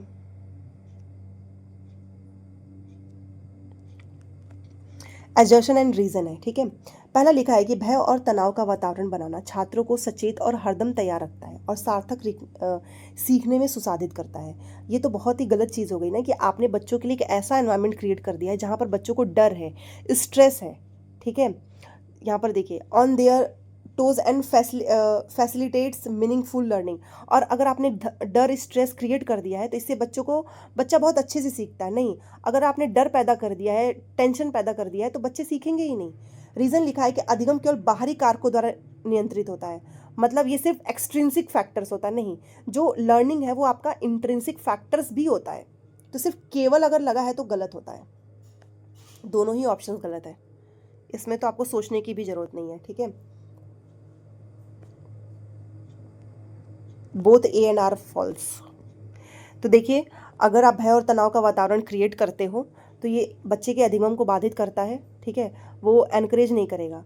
अधिगम जो लर्निंग होती है ना बच्चों की, तभी अच्छी होगी जब उनको लगेगा कि एनवायरनमेंट मेरा सेफ है, मुझे क्या मिल रहा है, अप्रिसिएशन मिल रहा है, एनकरेज किया जा रहा है, और इमोशनली भी वो काफ़ी हेल्प करता है। और अधिगम आपका सिर्फ एक्सट्रिंसिक पर नहीं, इंट्रिंसिक मोटिवेशन पर भी डिपेंड करता है, ठीक है। चलिए नेक्स्ट क्वेश्चन देखिए। एक एग्जाम्पल जो है ऑफ क्लास इंक्लूजन, उसकी बात हो रही है। इंक्लूजन अभी आपको मैंने बता ही दिया है क्या होता है इंक्लूजन, ठीक है। समावेशन, समावेशी, थोड़ा बहुत ही बस इसमें डिफरेंस होता है। तो यहाँ पर लिखा है वर्ग समावेशन का एक उदाहरण दिया गया है, वर्ग समावेशन का, क्लास इंक्लूजन। लिखा है कि Lokesh has trouble with classify one concept Delhi as a subset of another India. मतलब लोकेश को एक संकल्पना दिल्ली को, ठीक है, एक इसका कॉन्सेप्ट है दिल्ली और दूसरी संकल्पना है भारत के उपसमूह के रूप में इसको वर्गीकृत करने में, क्लासीफाई करने में इसको डिफिकल्टीज हो रही है, ठीक है। रीजन लिखा है कि यह समझना कि भावनाएं स्मृति और सीखने को कैसे प्रभावित करती हैं, स्वविनियमित सीखने को संसाधित कर सकता है। देखिए ये चीज़ एकदम सही है कि अंडरस्टैंडिंग हाउ इमोशंस, जो हमारे इमोशंस होते हैं ना वो काफ़ी अफेक्ट करते हैं मेमोरी और लर्निंग को, ठीक है। Can lead to self regulated learning. तो इमोशंस के बारे में अभी एक पूरा टॉपिक ही है आपका कि ये भावनाएं जो होती हैं वो स्मृति और सीखने को कैसे प्रभावित करती हैं, और सेल्फ रेगुलेटिंग जो है वो सीखने को संशोधित करता है, ठीक है। दोनों ऑप्शन सही हैं। अब ये क्या है, इसके पहले ऑप्शंस को देखते हैं। सो ऑप्शन नंबर थर्ड, दोनों ही सही हैं, बट आर जो है इसका सही एक्सप्लेनेशन नहीं करता है क्योंकि दोनों टॉपिक्स अलग है। यहाँ पर ये बोला जा रहा है कि स्मृति हमारे भावनाएं हमारे मेमोरी और हमारे सीखने को प्रभावित करती हैं, ठीक है। और यहाँ पर दूसरा जो कॉन्सेप्ट दिया गया है वो ये है कि लोकेश को, दिल्ली को दूसरी संकल्पना जो हमारा भारत है इसके उपसमूह के रूप में वो क्लासीफाई नहीं कर पा रहा है, उसको इसमें दिक्कत आ रही है। तो इंडिविजुअल स्टेटमेंट सही है, एक्सप्लेनेशन सही नहीं है। अब ये क्या होता है इसे समझते हैं। देखिए ये सब कुछ थ्योरी से रिलेटेड है। सबसे पहले ए हमारा सही क्यों है, क्योंकि पियाजे के अनुसार क्लास इंक्लूजन होता क्या है, ये एक मानसिक प्रक्रिया होती है, ठीक है। एक कॉग्निटिव एबिलिटी होती है जिसमें बच्चा यह समझता है कि एक वस्तु या फिर अवधारणा एक बड़े वर्ग का हिस्सा होती है। जैसे भारत है, भारत का हिस्सा ही तो है दिल्ली, फिर भी उसको दिक्कत हो रही है, लोकेश को वो नहीं कर पा रहा है, ठीक है। जैसे दिल्ली हमारे भारत का ही भाग है, क्लास इंक्लूजन यही तो है। क्लास इंक्लूजन का क्या मतलब है कि जो दिल्ली वो अलग से नहीं है, वो हमारे भारत का ही एक भाग है। आर भी सही है क्योंकि भावनाएं, अभी मैंने आपको बताया, सीखने के बीच जो है वो समझना, सेल्फ रेगुलेशन, इसको काफ़ी बढ़ावा देता है। बट ये दोनों एक दूसरे से संबंधित इसलिए नहीं है क्योंकि पहला आपका कॉग्निटिव क्लासिफिकेशन से था और दूसरा आपका इमोशनल लर्निंग से। ये देखिए यहाँ पर कॉग्निटिव की बात हो रही है, ये आपकी इमोशन की बात हो रही है, ठीक है। बट इंडिविजुअल स्टेटमेंट दोनों ही सही हैं क्योंकि लोकेश को ट्रबल हो रहा है क्लासीफाई करने में, वो समझ नहीं पा रहा है कि दिल्ली हमारे भारत का एक भाग है। ये बात एकदम सही है, और ये भी। चलिए नेक्स्ट 17, निम्न में से कौन सा कथन डायग्नोस्टिक असेसमेंट के उद्देश्य का उपयुक्त वर्णन करता है। देखो डायग्नोस क्या होता है, डायग्नोस का मतलब मैं स्टूडेंट्स की पहचान करूंगी कि अच्छा बच्चों को मैथ्स में इस चीज़ में प्रॉब्लम आ रही है, और जब मैंने उसका पहचान कर लिया है तो फिर उसके अकॉर्डिंग मैं उनको रेमेडियल टीचिंग, मतलब उस अकॉर्डिंग जो है हम अपने टीचिंग में चाहे जैसे भी चेंजेस करें, हम बच्चों की हेल्प करते हैं डायग्नोस करके, ठीक है। तो यहाँ पर वही पूछ रहा है कि डायग्नोस्टिक असेसमेंट के उद्देश्य का इसमें से कौन सा बेस्ट एग्जाम्पल है। तो पहला लिखा है कि to identify the areas where students में नीड एडिशनल सपोर्ट और इंस्ट्रक्शन। जी हाँ, आप पहले उन क्षेत्रों की तो पहचान करो कि कहाँ पर बच्चों को सहायता की ज़रूरत है, इंस्ट्रक्शन की ज़रूरत है, ठीक है। मान लो बच्चों को मैथ नहीं समझ में आ रहा है तो मैं ये पहचान करूँगी पहले कि क्या चीज़ नहीं समझ में आ रही है, फिर उनको जो है हेल्प करेंगे। ऑप्शन नंबर 1 सही होगा, ठीक है। बाकी क्या लिखा है कि यहाँ पर समालोचनात्मक आकलन करने का अवसर देना नहीं। डायग्नोस का मतलब ये होता है कि आप, डॉक्टर भी क्या करता है, हम जाते हैं उनके पास तो हम उनको बताते हैं कि अच्छा सर दर्द हो रहा है, ये हो रहा है, वो हो रहा है, तो पहचान करते हैं, अच्छा ठीक है, मतलब डायग्नोस करते हैं कि इनको फीवर है। अब फीवर उनको पता चल गया कि हमको फीवर है, अब वो दवा दे देंगे। ऐसे ही हम बच्चों की पहचान करते हैं कि उनको किस चीज़ में दिक्कत है, फिर हेल्प कर देते हैं। तो यहाँ पर कोई आकलन नहीं हो रहा है, ये गलत है। दूसरा लिखा है कि विद्यार्थियों के एटीट्यूड्स पैटर्न की पहचान करो और आवश्यकता के अनुसार व्यावसायिक करियर गाइडेंस थोड़ी ना देना है हमें, बच्चों की डायग्नोस्टिक में डायग्नोस करना है, करियर गाइडेंस नहीं देना है, गलत। To provide feedback to the teacher about their teaching methods, शिक्षक को उनकी शिक्षण विधियों के बारे में फीडबैक देना, ये तो अलग चीज़ हो गई ना, ये डायग्नोस थोड़ी ना है। डायग्नोस का मतलब यही होता है कि हम बच्चों की पहचान करते हैं, उनको किस चीज़ में प्रॉब्लम आ रही है, फिर उस अकॉर्डिंग हम उनको हेल्प देते हैं, जिसे हम कहते हैं रेमेडियल टीचिंग, ठीक है। चलिए नेक्स्ट देखिए क्वेश्चन नंबर 18, साल की, मतलब 10 ईयर ओल्ड जो काकुली है, उसको गणित के एक कठिन सवाल से जूझ रही है। गणित का कोई क्वेश्चन होगा जिसमें उसको काफ़ी डिफिकल्टीज हो रही है। उसकी समस्या समाधान कौशल को बढ़ाने के लिए उसकी शिक्षिका क्या कर सकती है? तो उसको दिक्कत आ रही है, तो प्रॉब्लम सॉल्विंग स्किल्स को बढ़ाने के लिए एज अ टीचर मैं क्या करूँगी? पहला है कि मैं उसको पनिशमेंट दूंगी कि भाई भविष्य में ये गलती मत करना। पनिशमेंट तो एक नेगेटिव वर्ड है, ये गलत है। उसे समस्या का समाधान दे दो, give her the solution to the problem. मतलब आप क्या करो, सॉल्व करके दे दो। तो लड़की का तो फिर उसको तो कोई मेहनत करनी ही नहीं है, ये तो बड़ा आराम से हो गया, ख़त्म हो गया ये भी options. Tell her to skip the problem, आप उसको बोलो कि भाई एक क्वेश्चन छोड़ो आगे बढ़ो। तो ये तो वो टीचर करते हैं ना जिनको खुद मेहनत नहीं करनी होती है, गलत। Encourage her to keep trying, आप उसको प्रोत्साहित करो कि कोशिश करते रहो। एंड ऑफर स्कैफोल्डिंग, देखो क्वेश्चन को पूरा सॉल्व मत कराओ, थोड़ा बहुत हमको स्कैफोल्डिंग देना चाहिए, मतलब कि हिंट दे दो कि अच्छा ये भी हो सकता है, ये करके एक बार देखो, क्या पता इससे सॉल्व हो जाए। ये चीज़ हमें करनी चाहिए, ये नहीं कि पूरा मैंने सोल्यूशन दे दिया है, ठीक है, पर्चा पर्चा पकड़ा दिया कि ये है सोल्यूशन, छाप लो। ये गलती कभी नहीं करनी चाहिए। हमको बच्चों को हल्का सा हिंट दो, स्कैफोल्डिंग वही होता है कि आपने हिंट दिया है, और एनकरेज करो कि भाई करते रहो, जरूर होगा सॉल्व। ऑप्शन नंबर 4 सही है, ठीक है। तो वही सारी चीज़ें यहाँ पर लिखी गई हैं, ठीक है, कि हमको बच्चों को स्कैफोल्डिंग देनी चाहिए। नेक्स्ट क्वेश्चन नंबर 19, जीन पियाजे परसीव्स डैश टू बी, ठीक है, and Lev Vygotsky believes to be. Jean पियाजे जो है वो क्या मानते हैं, अभी ऑप्शंस देखेंगे तब पता चलेगा, और ले वाइगोस्की क्या मानता है, ठीक है। तो थ्योरीज हमने पढ़ी होगी तो हम आराम से कर लेंगे। देखिए, जीन पियाजे के अकॉर्डिंग जो है ईगोसेंट्रिक स्पीच को इन्होंने बोला है a sign of cognitive immaturity. मतलब जो ईगोसेंट्रिक स्पीच होता है ना, आत्मज्ञान, इसको इन्होंने बोला है संज्ञानात्मक अपरिपक्वता। यस, इन्होंने ईगोसेंट्रिक स्पीच को ना ज़्यादा इंपॉर्टेंस नहीं दी है, ठीक है। जो बच्चे खुद से बात करके खुद से जो सीखते हैं बेसिकली, उसको इन्होंने कॉग्निटिव इमेच्योरिटी बोला है, जीन पियाजे ने। दूसरा जो वाइगोस्की है, उसने प्राइवेट स्पीच, बच्चों की जो प्राइवेट स्पीच होती है, उसको बोला है कि काफ़ी इफेक्टिव होता है सेल्फ रेगुलेशन में। बच्चे खुद से ही जो है खुद को रेगुलेट करके सीखते हैं, ठीक है। सो ऑप्शन नंबर 2 होगा, इसको रट लो, बाकी के सारे ऑप्शंस गलत हैं। तो बेसिकली यहाँ पर जो जीन पियाजे है वो ईगोसेंट्रिक स्पीच को क्या मानते हैं, कॉग्निटिव इमेच्योरिटी मानता है, ठीक है। और ले वाइगोस्की जो है वो प्राइवेट स्पीच को क्या मानते हैं कि ये सेल्फ रेगुलेशन है। ये थ्योरी है, ये रटने वाला क्वेश्चन था, याद कर लीजिएगा, ठीक है। Option number 2। चलिए, तो पियाजे की थ्योरी जब आप पढ़ोगे तो उसमें आपको समझ में आएगा कि पियाजे के अनुसार जो आत्म केंद्रित, मतलब जो खुद से बच्चे जो बात करके सीखते हैं या खुद से ही सारी चीज़ें सीखते हैं, तो उसको उसने कहा है कि बच्चे की संज्ञानात्मक अपरिपक्वता को ये दिखाता है। मतलब बच्चा बिना दूसरों की परवाह किए खुद से बोलता है, ठीक है। बट वहीं पे वाइगोस्की ने इस प्राइवेट स्पीच को कहा है कि बच्चे इसका उपयोग अपनी सोच और व्यवहार को नियंत्रित करने के लिए करते हैं, ठीक है।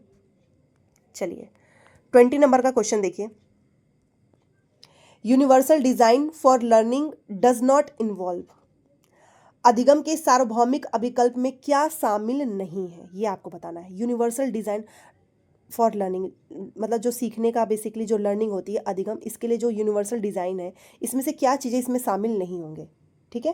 पहला है कि शिक्षकों के नामकरण और वर्गीकरण के विभिन्न रूपों को लागू करना, practising forms of labelling and categorisation of learners, आप उनको लेबल करो, ये फर्स्ट है, सेकंड है, ये अच्छा बच्चा है, ये बुरा बच्चा है, इस तरीके की चीज़ें होती हैं।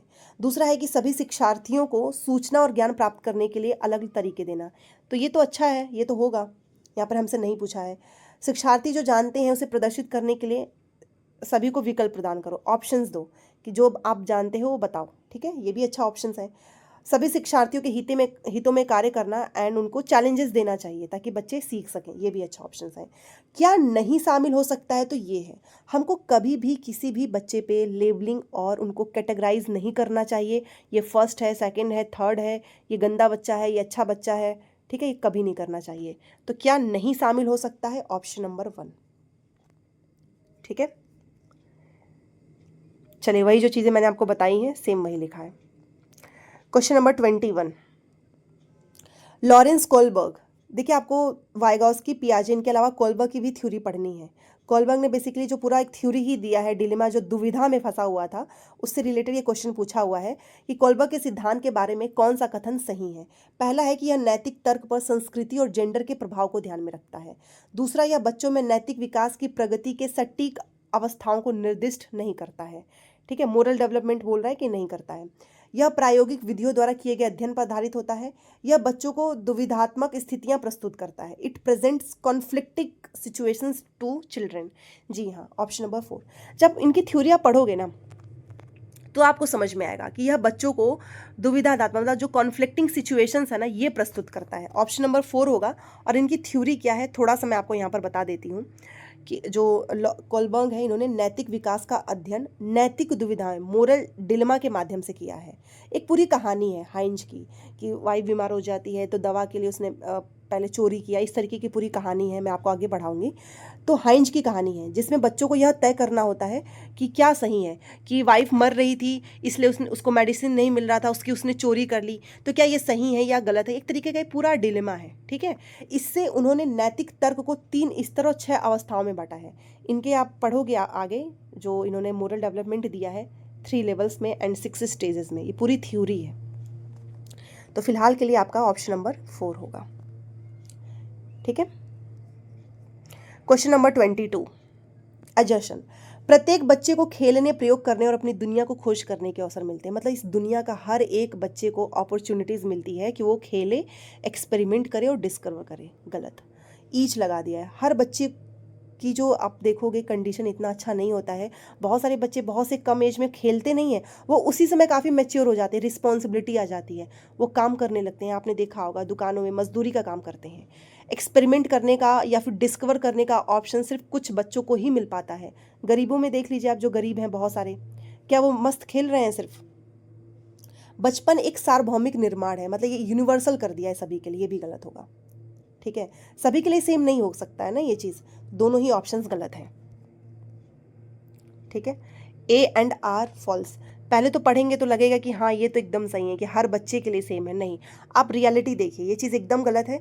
तो हर बच्चे को खेलने, प्रयोग, खोज करने के अवसर मिलते हैं, हर स्थिति में ये सही नहीं हो सकता है, क्योंकि बहुत सारे बच्चे जो गरीब हैं, असुरक्षित हैं, या फिर आपने देखा होगा जो अनसेफ एनवायरनमेंट में हैं। ठीक है, बाकी के कंट्रीज़ में देखिए अभी जो लड़ाइयाँ जहाँ चल रही हैं जिन देशों में, वहाँ के बच्चों की हालत देखिए, क्या उनको अवसर मिल रहा है? नहीं। बोल रहा है कि बचपन हमारा एक यूनिवर्सल कॉन्स्ट्रक्ट है, ये भी गलत है, क्योंकि because the concept of childhood differs across cultures and society, it's not the same everywhere. देखिए बचपन की अवधारणा जो है वो डिपेंड किस पे करती है, आपका कल्चर क्या है, समाज के अनुसार वो करता है, और जैसा कल्चर है, जैसा समाज है, उस हिसाब से होगा। तो फिर ये हर जगह समान कैसे हो सकता है? नहीं हो सकता है। यूनिवर्सल कैसे हो सकता है? इस वजह से दोनों ऑप्शंस गलत थे। ठीक है, जो यहाँ पर लिखा था ना यूनिवर्सल होता है, इसी वजह से। नेक्स्ट हमारा 23, निम्न में से कौन सा एक ऐसे प्रश्न का उदाहरण है जो कि विवेचनात्मक सोच, मतलब आपका जो एनालिटिकल थिंकिंग है, इसको बढ़ावा देता है। देखो एनालिटिकल थिंकिंग को बढ़ावा कौन देगा? जहाँ पर मैं आपसे ये पूछूं कि ये चीज़ क्यों हुई है। कोई चीज़ आपको ओपन एंडेड होता है, मतलब जहाँ पर आपको सोचना पड़े, दिमाग लगाना पड़े। ठीक है, वैसे क्वेश्चंस हमें पूछना चाहिए ताकि बच्चों की एनालिटिकल थिंकिंग बढ़े। पहला लिखा है कि who was the leader of the Germany during world war 2। आप मुझे बताओ, मैं आपसे पूछूं कि अच्छा ये युद्ध हुआ था, इसमें का नेता कौन था? कौन सा आपने अपने दिमाग पे जोर डाल दिया है? आपने रटा हुआ है, हो ही नहीं सकता है। अब द्वितीय विश्व युद्ध किस वर्ष समाप्त हुआ है? ये भी रटने वाला क्वेश्चन है। यहाँ पर भी कोई थिंकिंग आपकी डेवलप नहीं हो रही है analytically. Which countries were directly involve, कौन सी कंट्रीज डायरेक्टली इन्वॉल्व थी, उसका नाम बताओ। ये तो कोई क्वेश्चन नहीं हुआ ना। क्यों, क्या जो है, कैसे हुआ है, ये सारी चीज़ें होती हैं एनालिटिकल थिंकिंग।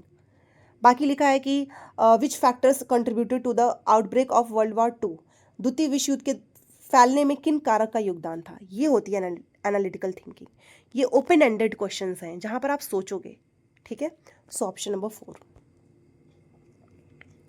तो analytical thinking involves examining causes, क्योंकि अब मैं आपसे पूछूंगी कि ये चीज़ क्यों हुई, तो यहाँ पर आप सोचोगे कि इसके रीज़न क्या हो सकते हैं, क्या चीज़ रिलेशनशिप इफेक्ट्स। ठीक है, नॉट जस्ट रिमेंबरिंग फैक्ट्स, सिर्फ चीज़ों को याद कर लेना और आप सोचो कि आपकी एनालिटिकल थिंकिंग डेवलप हो जाएगी, बिल्कुल नहीं। ठीक है, सिर्फ तथ्यों को याद करने से नहीं होता है। नेक्स्ट आपका 24, बहुत ही ईजी सा क्वेश्चन है, हर साल पूछा जाता है ये।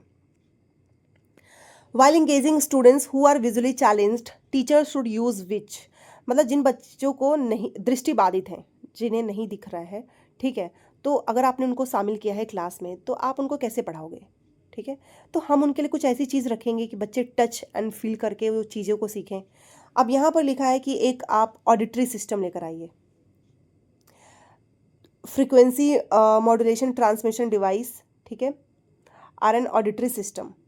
आवृत्ति संचरण उपकरण एक श्रवण तंत्र है, इससे हम सिखाएंगे। या फिर ब्रेल, ब्रेल लिपि आपने देखा होगा ना, टेक्टाइल सिस्टम होता है, टच करके आप इसमें आराम से पढ़ सकते हो, सीख सकते हो, इसका हमें यूज़ करना चाहिए। ब्रेल एक श्रवण प्रणाली है, नहीं सुनने वाला सिस्टम नहीं है ये। Frequency modulation transmission device or a tactile system, ये भी गलत है। सिर्फ टेक्सटाइल सिस्टम क्या होता है, वो होता है ब्रेल, और इसी के माध्यम से हम बच्चों को आराम से पढ़ा लेंगे जो भी विजुअली चैलेंज्ड बच्चे हैं। So option number 2। अब ये ब्रेल लिपि होती क्या है तो वो देखिए। देखो ये ब्रेल जो है ना एक टेक्टाइल सिस्टम होता है जिसका उपयोग जो दृष्टिबाधित जो बच्चे होते हैं उनको पढ़ने और लिखने के लिए हम करते हैं, ठीक है। ये क्या होता है ना कि 6 ऐसे बिंदु होते हैं, ठीक है, और वो उभरा हुआ पैटर्न होता है, तो इस पर हाथ उंगली से ऐसे रखते हैं इसके ऊपर और फील करके पढ़ते हैं कि अच्छा ये क्या चीज़ लिखा हुआ है, पढ़ने और लिखने के लिए करते हैं, ठीक है। तो जब भी आपसे क्वेश्चन पूछेगा कि आप कैसे विजुअली चैलेंज्ड बच्चों को आप पढ़ाओगे लिखाओगे तो ऑप्शन नंबर 2 रहेगा, ठीक है। चलिए next 25। You are a teacher and who wants to encourage your students to think critically and creatively, ठीक है। आप टीचर हैं एंड चाहते हो, आप बच्चों को प्रोत्साहित करते हो, मोटिवेट करते हो कि बच्चा क्रिटिकली सोचे और क्रिएटिव हो, ठीक है। Which of the following strategy is most likely to foster this type of thinking, तो इसमें से बताना है कि कौन सी जो स्ट्रैटेजी होगी वो बेस्ट होगी, क्योंकि आपको अपने छात्रों को क्या कराना है, आलोचनात्मक और रचनात्मक रूप से सोचने के लिए प्रोत्साहित करना है। तो देखते हैं भाई कि इसमें से सबसे बेस्ट ऑप्शन कौन सा होगा। पहला है कि आप लेक्चर मेथड दे दो। देखो लेक्चर मेथड हमेशा ही रॉन्ग होगा अगर आप बच्चों को आलोचनात्मक मतलब क्रिटिकली और क्रिएटिव बनाना चाहते हैं। आपने व्याख्यान दे दिया, बच्चे नोट्स बना रहे हैं, ये कोई सही ऑप्शंस नहीं है। एक परियोजना सौंपना जिसमें छात्रों को जानकारी याद करनी, याद करने वाला ऑप्शन तो खत्म ही कर देना, ठीक है। Providing students with open ended questions to come up with their own solutions, बच्चों को ओपन एंडेड क्वेश्चंस दीजिए ताकि वो खुद से जो है समाधान ढूंढ सकें, और इसी टाइप के क्वेश्चंस जो है ना वो क्रिएट करेगा बच्चों में कि बच्चा क्रिटिकली सोचे, क्रिएटिव माइंड हो, ये ना कि सिर्फ रट रहा है, बच्चों दूसरे के नोट्स बना रहा है या लिख रहा है, ठीक है। सो ऑप्शन नंबर 3 होगा। छात्रों को मल्टीपल चॉइसेस के टेस्ट कराइए, नो ये भी गलत है। ओपन एंडेड वाले ही क्वेश्चंस हमेशा सही होंगे, इस चीज़ का ध्यान रखिए। चलिए, ओपन एंडेड क्वेश्चन से क्या होता है कि बच्चा खुद से सोचता है, एनालाइज करता है, ठीक है, इससे क्रिटिकल एंड क्रिएटिविटी दोनों को बढ़ावा मिलता है। नेक्स्ट है 26। निम्न में से कौन विद्यार्थियों में सीखने के लिए आकलन का एक एग्जाम्पल है। Which of the following an example of assessment for students learning, मतलब असेसमेंट फॉर लर्निंग, इसका एग्जाम्पल आप बताइए इसमें से कौन सा होगा। पहला है कि एक प्रोजेक्ट की शुरुआत में छात्रों को दिया गया रूब्रिक, यह बताते हुए कि उन्हें एक निश्चित ग्रेड पाने के लिए क्या करना चाहिए, ठीक है। असेसमेंट फॉर स्टूडेंट्स लर्निंग, मतलब अगर आपको स्टूडेंट्स की लर्निंग, बेसिकली स्टूडेंट्स क्या सीख रहे हैं, कितना उन्होंने सीखा है, इसका आकलन करना है, तो मैं क्या करूँगी, प्रोजेक्ट की ही शुरुआत में जो भी रूब्रिक्स का बेसिकली, देखो रूब्रिक होता क्या है, मैंने इस पर एक शॉर्ट्स वीडियो भी बनाया है कि हम इसमें क्या करते हैं ना, मार्किंग करते हैं कि अच्छा जो भी चीज़ें मैंने बताई हैं तो बच्चे ने ये सही किया तो इसके लिए 1 नंबर दे दिया, 2 नंबर दे दिया, 3 नंबर दे दिया, ठीक है। स्टार्टिंग में ही बता देते हैं हम बच्चों को, और इस तरीके से बेसिकली आपको अगर सही ग्रेड लेना है तो बच्चों को क्या क्या करना चाहिए, ठीक है। रूब्रिक्स बेसिकली डिज़ाइन करता है, मार्किंग सिस्टम होता है एक तरीके का, ठीक है। और यहाँ पर भी हम बात भी कर रहे हैं असेसमेंट फॉर स्टूडेंट्स लर्निंग, तो ये ऑप्शन हमारा हो सकता है। और यहाँ पर दूसरा लिखा है असेसमेंट फॉर लर्निंग, एक तरीके का ना आपका फॉर्मेटिव असेसमेंट होता है, ये साल के एंड में आप नहीं करते हो कि साल के आखिरी में जो हम बच्चों का टेस्ट लेते हैं, ये कभी भी हो सकता है, ठीक है। तो यहाँ पर लिखा है कि एक अंतिम परीक्षा जिसे हम पूरे सत्र की परीक्षा शामिल होती है, नहीं, ये फाइनल एग्जाम्स नहीं होते हैं, कभी भी हो सकता है, कभी भी आप ले सकते हो। कक्षा की शुरुआत में पूरे ज्ञान जांचने के लिए आपने क्वेश्चंस पूछा है, नहीं ये भी नहीं होता है। और standardised test use to compare students across the country, पूरे देश के छात्रों की तुलना हेतु, जैसे सीटेट का एग्ज़ाम हो रहा है, इसमें स्टैंडर्ड फिक्स है, इतना स्कोर लेकर आना है, तो ये तो आपका एक असेसमेंट फॉर लर्निंग हुआ ही नहीं। असेसमेंट फॉर लर्निंग वो होता है कि हम कभी भी करा सकते हैं, किसी भी प्रोजेक्ट के रूप में करा सकते हैं, और मैंने रुब्रिक दे दिया है और ये भी बताया है कि एक निश्चित ग्रेड पाने के लिए क्या करना है। ठीक है, सो ऑप्शन नंबर 1। तो असेसमेंट फॉर लर्निंग का उद्देश्य होता है छात्रों को यह समझाना है कि उन्हें क्या और कैसे सुधारना है, और ये एक फॉर्मेटिव असेसमेंट का हिस्सा है। रुब्रिक्स क्या होता है कि छात्रों को स्पष्ट स्टैंडर्ड पता चल चुका है और इंस्ट्रक्शन भी मिला है ताकि वो अपने प्रदर्शन में सुधार कर सकें। 27 देखिए, डिस्क्रिमिनेशन वाले से क्वेश्चन पूछा है। लड़कों की तुलना में लड़कियों में सामाजिक और सांस्कृतिक कारकों से अधिक प्रभावित होने की जन्मजात प्रवृत्ति होती है। मतलब लड़कियों में जो है ना इननेट टेंडेंसी होती है ये। ठीक है, ये तो एकदम ही गलत हो गया कि लड़कों के कंपेयर में लड़कियां जैसे ही पैदा होती हैं उनके अंदर ही ये आ जाता है, सामाजिक और सांस्कृतिक कारक से अधिक प्रभावित होती हैं वो। गलत है ये। दूसरा लिखा है कि लड़कियां आनुवंशिक रूप से लड़कों की तुलना में बहुत ज़्यादा सेंसिटिव होती हैं जेनेटिकली। ठीक है, और भावनात्मक इमोशनली काफ़ी वीक होती हैं, बल्कि लड़कियां तो बहुत स्ट्रांग होती हैं इमोशनली। ठीक है, जिसके कारण उनकी सामाजिक अपेक्षाओं के अनुरूप होने की संभावना अधिक होती है। दोनों ही नेगेटिव लिखा है, एकदम गलत। दोनों में बोल दिया है कि ये जेनेटिकली होता है, उनके अंदर जन्मजात होता है।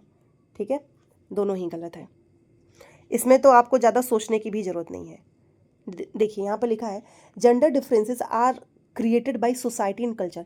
ये जो जेंडर डिफरेंसेस है ना कि लड़का का ये काम है, लड़की का ये काम है, ये सोसाइटी ने ही तो बनाया है और कल्चर ने बताया है। ये हमारे जन्म होने से और हमारा जो जेनेटिक है इससे इसका कोई लेना देना नहीं है। ठीक है, और दूसरा ये चीज़ कहना कि लड़कियाँ वो जो है वो कमज़ोर होती हैं, ये तो एकदम गलत है। दोनों स्टेटमेंट गलत है। जो जेंडर एक जो है बेसिकली एक सोशल कंस्ट्रक्ट है, ये समाज ने बनाया है। ये जो भी विचार आते हैं ना, ये समाज ने ही बनाया हुआ है। 28 देखिए, 12 साल की अमाना हर बार डर जाती है जब शिक्षिका उसे ब्लैक बोर्ड पर गणित का सवाल हल करने के लिए कहती है, क्योंकि उसको लगता है ना कि टीचर मुझे डांटेगी और काफ़ी शर्मिंदगी होगी। ठीक है, 12 ईयर्स की अमाना है, वो काफ़ी स्कैर्ड हो जाती है जब भी टीचर उसको बुलाती है कि आओ ब्लैक बोर्ड पे क्वेश्चंस को सॉल्व करो। ठीक है, और क्यों ऐसा है? क्योंकि उसके अंदर डर है कि टीचर उसको डांटेगी और उसको शर्मिंदा होगी। रीज़न लिखा है, इसका रीज़न क्या लिखा है कि जब छात्र असुरक्षित और चिंतित महसूस करते हैं तो उनकी सीखने की प्रक्रिया पर प्रतिकूल प्रभाव पड़ता है। ठीक है, दोनों ही ऑप्शंस अगर देखा जाए तो सही है, बट एक्सप्लेनेशन देखिए यहाँ पर लिखा भी है both A and R true and R is the correct explanation.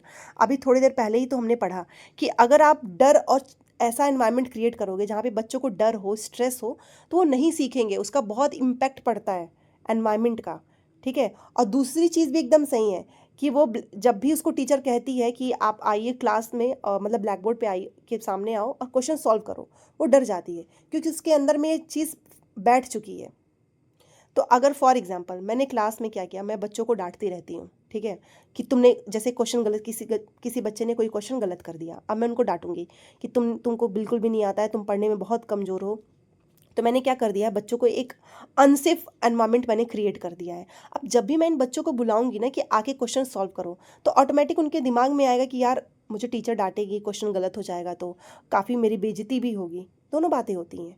ठीक है, इसलिए हमेशा हमें बच्चों की रिस्पेक्ट करनी है, सेफ एनवायरनमेंट क्रिएट करना है, डांटना नहीं है। दोनों ऑप्शन सही हैं, एक्सप्लेनेशन एकदम सही है। ठीक है, तो जो हमारा एक तरीके का जो सेफ एनवायरनमेंट होता है ना कहीं हमारे सीखने को बहुत इम्पैक्ट करता है। ठीक है, चलिए, तो जब भी आप भय रहित और सहायक जो वातावरण होता है, इससे बच्चों में सेल्फ कॉन्फिडेंस और सीखने की क्षमता बढ़ती है। ठीक है, नेक्स्ट देखिए 29। एक शिक्षिका छात्रों को उनके पूर्व ज्ञान को नई संकल्पनाओं से जोड़कर सार्थक और विश्लेषणात्मक अधिगम कराना चाहती है। A teacher wants to enable meaningful and analytical learning by helping students connect prior knowledge to new concept. ऐसा होता है कि हम बच्चों को कोई भी चीज़ सिखाने जाते हैं तो पूर्व ज्ञान जो चीज़ वो पहले से जानते हैं उसको जोड़कर हम उनको नई चीज़ सिखाते हैं। ठीक है, तो यहाँ पर लिखा है कि छात्रों को कार्य पूरा करने के लिए स्टेप बाय स्टेप आप उनको गाइड करो। दूसरा है व्याख्यान दो, याद करो नहीं। याद करने वाले ऑप्शंस हमेशा गलत होते हैं। ठीक है, उसके बाद से देखिए क्या लिखा है, छात्रों को पाठ्य पुस्तक पढ़कर प्रश्नों के उत्तर देने के लिए कहना, ये भी गलत है। छात्रों से अपने अनुभव साझा करने को कहना और उन्हें विषय से जोड़ना। देखिए, जब भी कोई टीचर छात्र को का जो भी उनका पूर्व ज्ञान है, जो पहले से वो चीज़ें जानते हैं, उसको नए कॉन्सेप्ट से जोड़ते हैं, तो सार्थक और विश्लेषणात्मक अधिगम हम कराना चाहते हैं। क्योंकि हम चाहते हैं कि बच्चा अपनी पहले की जो नॉलेज है, उसका एक्सपीरियंस है, ठीक है, उसको जोड़े, ठीक है, वो उसको शेयर करे और उसको विषय से जोड़े, कनेक्ट कर पाए वो टॉपिक से, ठीक है। So option number 4।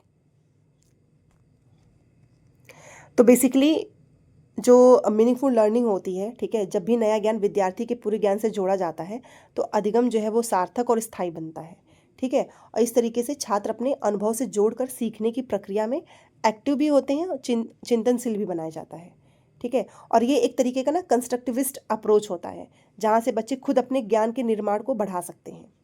इसीलिए अनुभव आधारित चर्चा सबसे बेस्ट मानी जाती है। एंड आज का लास्ट क्वेश्चंस, हमने 1 घंटे में 30 क्वेश्चंस कर लिए और यही 30 क्वेश्चंस बहुत लोग आपको 3 से 4 घंटे में भी कराएंगे, ठीक है। इंक्लूसिव क्लासरूम द टीचर, एक समावेशी कक्षा में शिक्षक क्या करेगा। इंक्लूसिव का मतलब ही होता है सभी बच्चों को बिना भेदभाव के एक साथ एक क्लासरूम में पढ़ाइए, ठीक है। किसी बच्चों को किसी चीज़ में दिक्कत आ रही है तो आप अपने टीचिंग स्ट्रैटेजी में चेंज करोगे, ना कि आप बच्चे सोचोगे कि अरे चलो इनके लिए एकदम लोअर लेवल पे चलते हैं। ऐसा कभी नहीं करते हैं, ठीक है। तो पहला लिखा है कि एनकरेज कंपटीशन, कंपटीशन की भावना को बढ़ाओ, गलत, ये हमें नहीं करना है, ठीक है। दूसरा देखिए, बच्चे की कमियों की पहचान करके उनको नाम दे दो, लेबलिंग नहीं करनी है कि बच्चे में ये कमी है। कई बार देखा होगा अपनी क्लास में टीचर्स बहुत गंदे से बात करते हैं, बच्चों से लेबल कर देते हैं, ठीक है। शैक्षणिक क्षमता के आधार पर बच्चों को अलग कर दो कि ये बच्चा तेज है, ये कमज़ोर है, इससे अलग कर दीजिए, ये एकदम गलत है। Modify curriculum and teaching strategy to suit varied needs of children, जी हाँ, बच्चों की ज़रूरत के अनुसार आप पाठ्यक्रम और अपने खुद के टीचिंग स्ट्रैटेजी में मॉडिफिकेशन कीजिए, ना कि आप बच्चों को लेबल करिए, ठीक है। सो ऑप्शन नंबर 4 यही होता है इंक्लूसिव, ठीक है। समावेशी शिक्षा का मतलब ही होता है कि सभी को साथ में लेकर चलना है, ज़रूरत के हिसाब से हमको चेंजेस करने हैं, ठीक है। और एक टीचर क्या करता है, अपनी खुद की शिक्षण विधि में सामग्री हर चीज़ में मॉडिफाई करेगा ताकि बच्चों को अच्छे से बेहतर चीज़ें सिखा सके, ठीक है। इंक्लूसिव जो क्लासरूम होता है, सभी इक्वल पार्टिसिपेशन होता है एंड इंडिविजुअल सपोर्ट होता है, मतलब भेदभाव नहीं होगा, सहयोग, सपोर्ट और फ्लेक्सिबल होता है काफ़ी। ये नहीं कि मैं टीचर हूँ तो भाई मैं क्यों चेंज करूँ, इस बच्चे को नहीं आ रहा है तो इसको एकदम नीचे के एकदम लोअर लेवल का पढ़ाएंगे, ठीक है। तो बस यहाँ पे 1 घंटे में 30 क्वेश्चंस कंप्लीट हो गए। आपको क्लास कैसी लगी प्लीज़ मुझे कमेंट करके बताओ। पूरा दिसंबर वाला हमने कर लिया है। जब आप ज़्यादा से ज़्यादा क्वेश्चंस की प्रैक्टिस करोगे ना तो आपको खुद पैडागॉजी बहुत ईजी लगने लगेगा। आपको फिर ज़्यादा याद करने की, पढ़ने की ज़रूरत नहीं होगी, आप खुद से क्वेश्चन सॉल्व करने लगोगे, ठीक है। अब मिलेंगे कल सीडीपी की नेक्स्ट क्लास में। Thanks for watching. लाइक से सब्सक्राइब जरूर कर दो। सोशल साइंस का नोट्स आप इस नंबर पे ले सकते हैं। सीडीपी के नोट्स के लिए प्लीज़ थोड़ा और आपको वेट करना होगा। मिलते हैं कल। Thanks for watching.